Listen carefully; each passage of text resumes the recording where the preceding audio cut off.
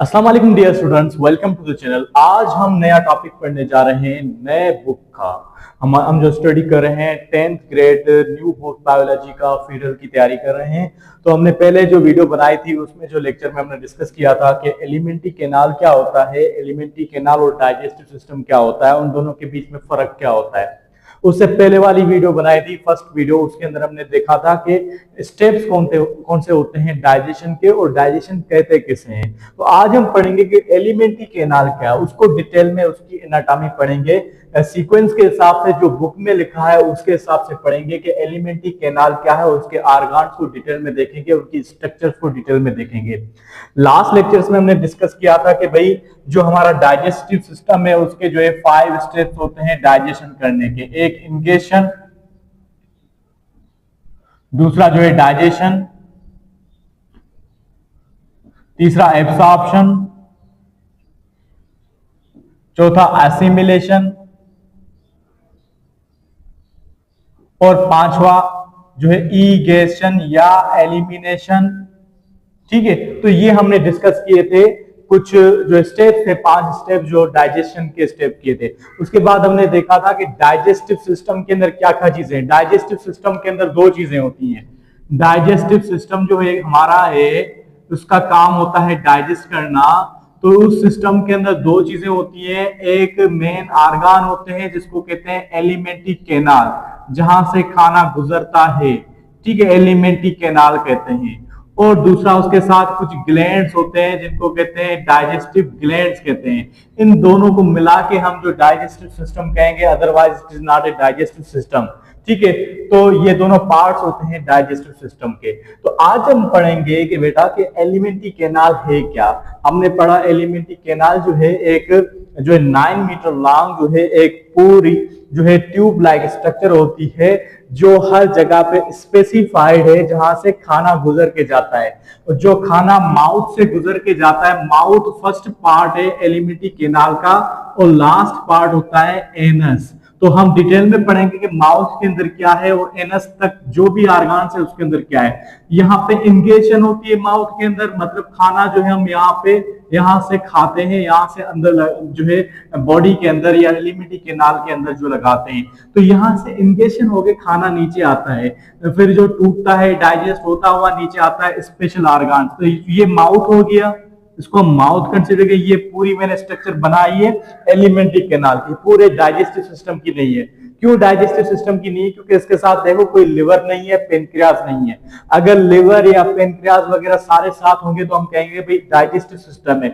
लेकिन मैंने अभी बनाया सिर्फ एलिमेंट्री कैनाल, क्योंकि हमें एलिमेंट्री कैनाल पढ़ना है बेटा।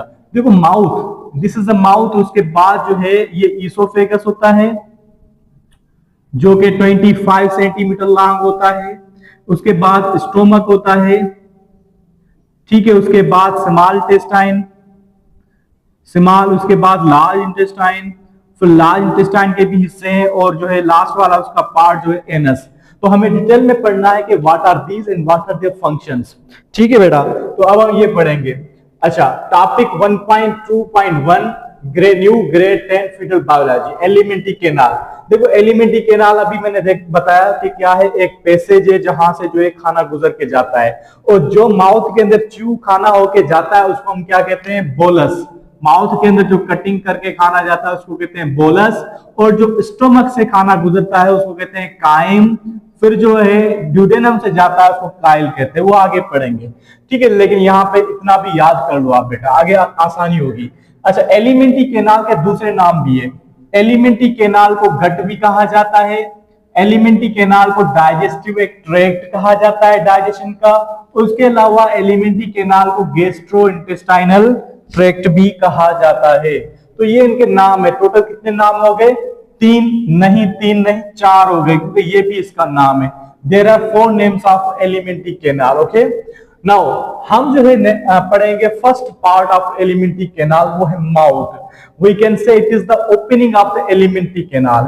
It is door, ये दरवाजा है एलिमेंट्री कैनाल का, जहां से एलिमेंट्री कैनाल खुलती है या बंद होती है। तो हमें पता है कि माउथ के पास जो है पूरी जो ओपनिंग है अंदर उसको कहेंगे ओरल केविटी या माउथ केविटी कहेंगे। So it is a part of injection step जो होता है यहाँ पे होता है और लीड टू ओरल केविटी। अब उस माउथ से को कहेंगे, ठीक है, जो लिप्स पे ओपनिंग है उसको कहेंगे, उसके अंदर जो एक खुली हुई जगह उसको कहेंगे ओरल केविटी।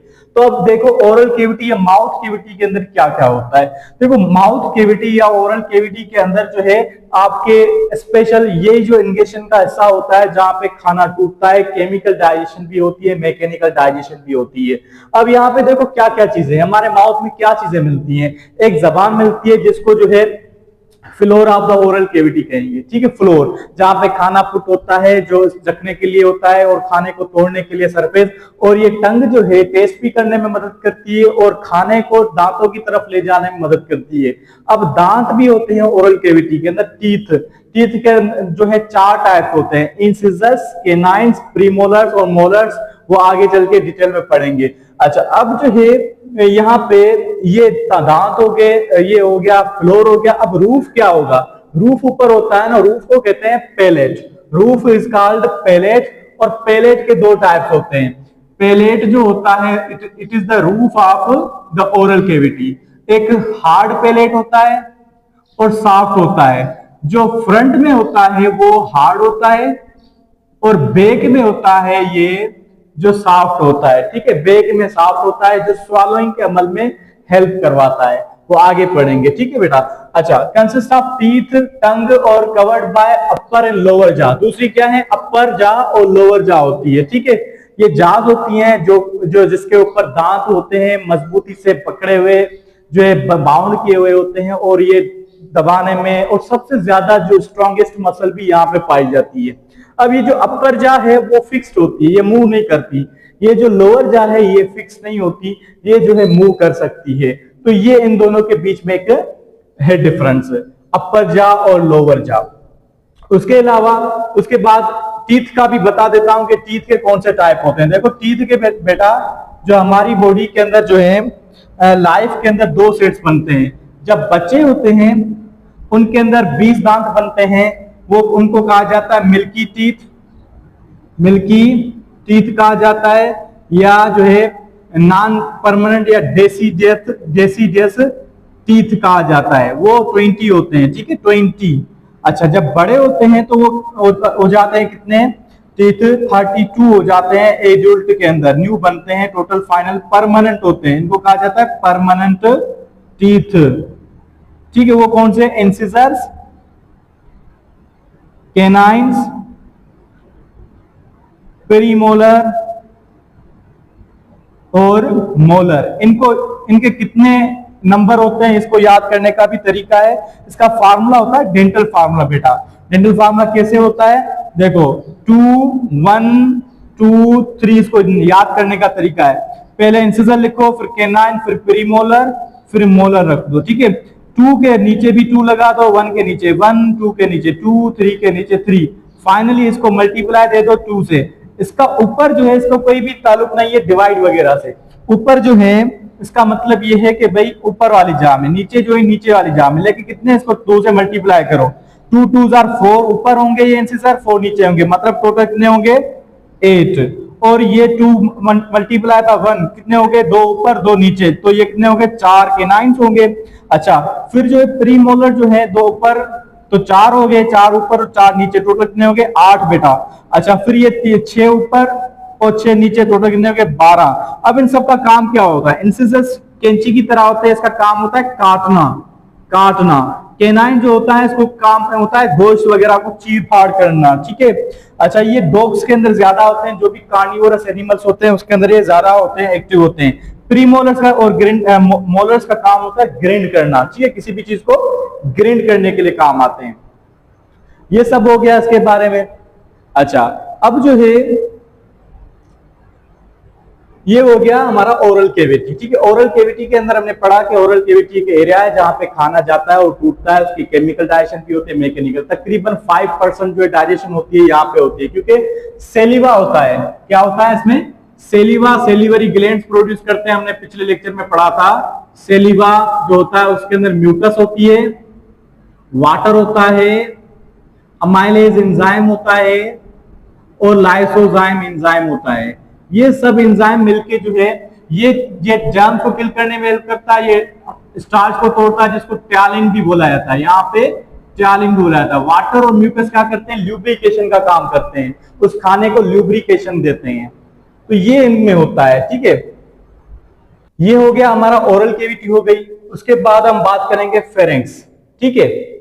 ये पूरा अभी देखते हैं, teeth and tongue covered by upper and lower जा और चीक्स। चीक्स क्या होती है, ये हमारी गालें होती है, ये प्रोटेक्ट करती है, खाने को बाहर निकलने देती है, ठीक है। अच्छा, उसके बाद फेरेंक्स। फेरेंक्स क्या है, एक कॉमन पैसेज है। जैसे ही ओरल केविटी खत्म होती है तो उस जगह को हम कहेंगे फेरेंक्स, ठीक है। तो ये फेरेंक्स जो है जहां पे एयर भी जाती है और ये खाना भी जा सकता है, ठीक है। अच्छा, तो ये जो कॉमन पैसेज होता है for mouth and nasal cavity दोनों के लिए, ओपन्स इनटू ट्रेकिया एंड और इसोफेगस, ये दोनों, ये हमारे पास वेंट पाइप भी यहाँ पे होती है, ट्रेकिया और इसोफेगस भी यहाँ पे होती है, खाने की जो है ट्यूब, ठीक है। तो ये दोनों के ऊपर ओपनिंग जो होती है उसको कहते हैं फेरेंक्स।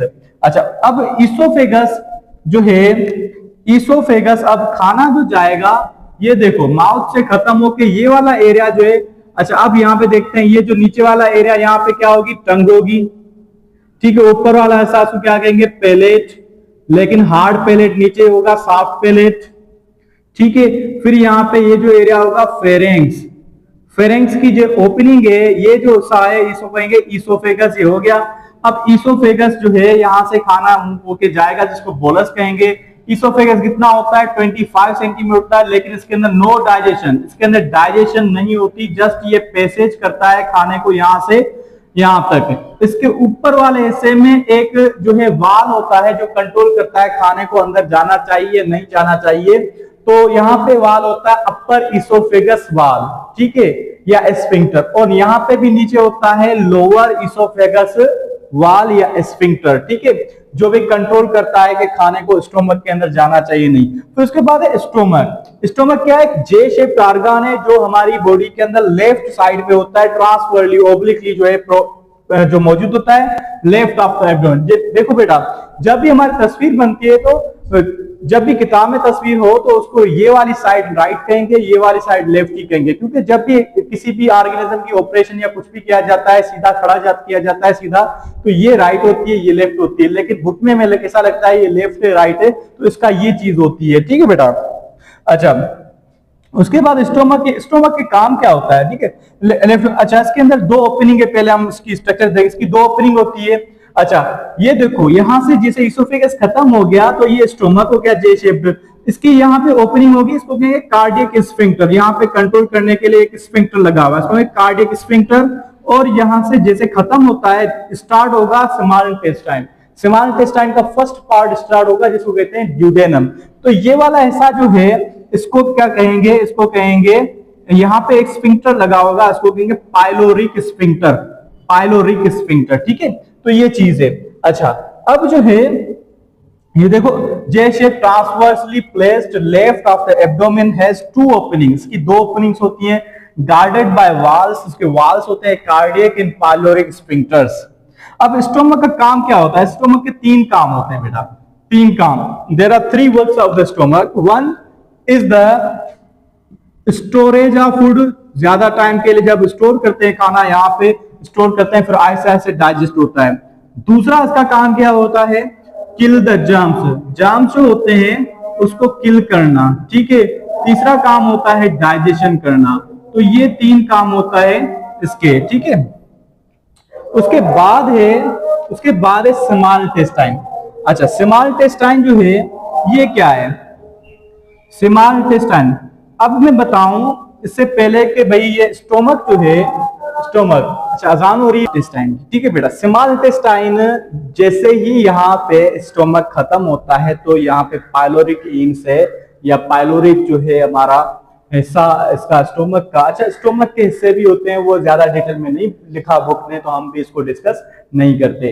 अच्छा, अब जो है यहाँ पे इंटेस्टाइन स्टार्ट होता है। अब इंटेस्टाइन जो है यहाँ पे स्मॉल इंटेस्टाइन स्टार्ट होता है। अब स्मॉल इंटेस्टाइन का ये मतलब नहीं होता कि होता छोटा है, उसका डायमीटर छोटा होता है, ठीक है। Small intestine is smaller by its diameter, diameter कहते हैं इसको विड्थ को। अगर ऐसे बड़ा है तो ये डायमीटर जो है लार्जर हो गया, ये स्मॉलर हो गया। तो ये स्मॉल इंटेस्टाइन होता है, हालांकि लेंथ में बड़ा होता है, small diameter but larger in length, इसकी लेंथ बड़ी होती है। अच्छा, अब इसके अंदर भी डाइजेशन होती है, स्टोमक के अंदर भी हो रही थी, यहाँ पे भी होगी। इसके 3 पार्ट्स होते हैं, ड्यूडेनम, जेजुनम एंड इलियम। इसको याद करने का तरीका क्या है, डीजेआई।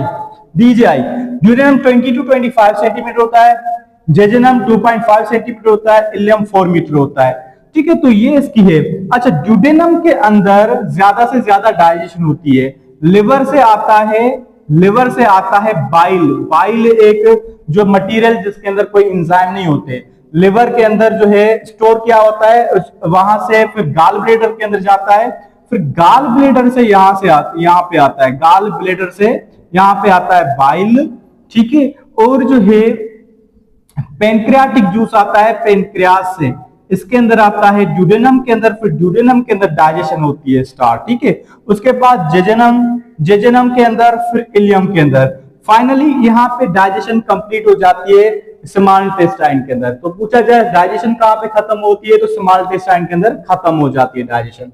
उसके बाद क्या है, जो है large intestine. What is large intestine, larger diameter होता है 1.5 मीटर लॉन्ग, इसकी लेंथ बड़ी होती है। डायमीटर बड़ा होता है, देखो लेंथ कम है। और जो स्मॉल इंटेस्टाइन की लेंथ जो है तकरीबन 6 मीटर जो है ये होती है, लेकिन इसकी 1.5 मीटर है, तभी भी इसको लार्ज कहा जाता है क्योंकि डायमीटर इसका लार्ज है। इसके 3 पार्ट होते हैं, एक कालन, रेक्टम, एनस, ठीक है।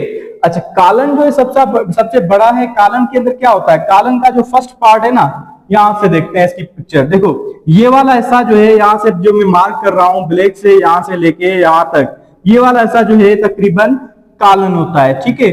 अच्छा, अब यहाँ पे कालन जैसे स्टार्ट, जेजुनम इलियम से ये स्टार्ट होगा, तो यहाँ पे फर्स्ट पार्ट जो होता है इसको कालन, कालनी कहते हैं, ठीक है। उसके बाद रेक्टम, फिर एनस। अच्छा, अब जो कालन का जो फर्स्ट हिस्सा है, छोटा हिस्सा, इसको कहते हैं सीकम, इसको कहते हैं सीकम।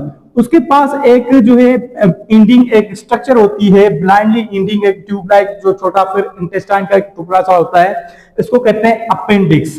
क्या कहते हैं, अपेंडिक्स, जो कि 10 सेंटीमीटर लॉन्ग होता है। तकरीबन आपने सुना होगा किसी के जो है अपेंडिक्स की बीमारी हो जाती है, अपेंडिक्स खराब हो जाता है तो उसको निकालना पड़ता है, तो अपेंडिक्स ये होता है।